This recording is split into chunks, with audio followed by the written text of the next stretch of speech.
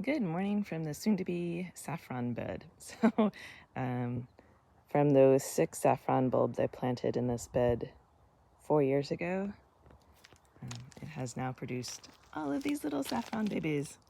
So I graded them out, and I have some really nice large ones over here. Those are very large bulbs, and then some mid-grade, and then some kind of chaff. We'll see.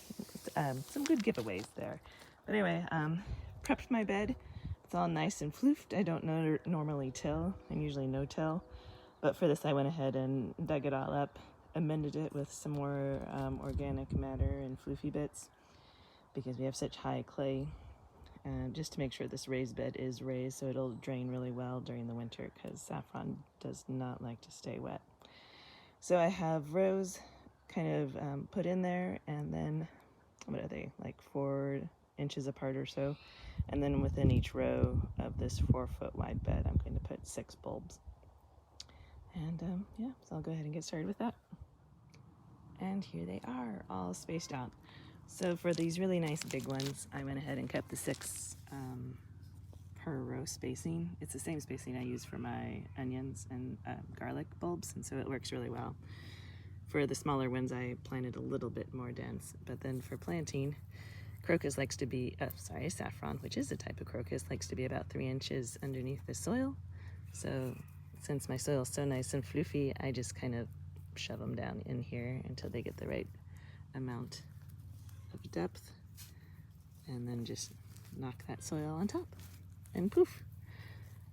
And then continue for the rows and rows. I never thought I'd have a bed of saffron, but here we are. Pretty fun. Ta-da! And all done. Well, done at this stage. So it's hard to tell, but there are like 75, 80 saffron. I keep saying crocus, saffron and crocus.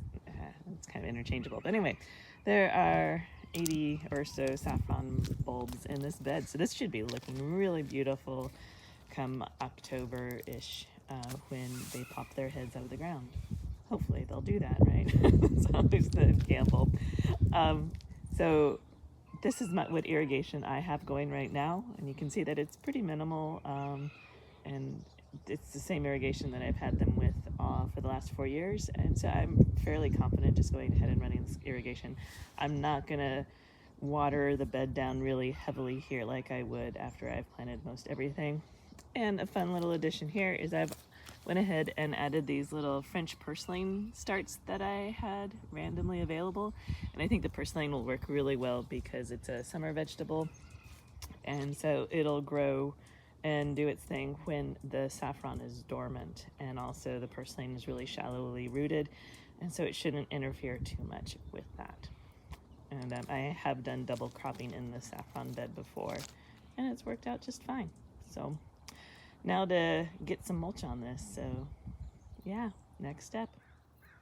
And ta-da, all mulched, and this bed is now ready to coast on in through the spring and maybe even beyond. So the mulch that I used is a combo. The stuff over here is rivet straw that's left over.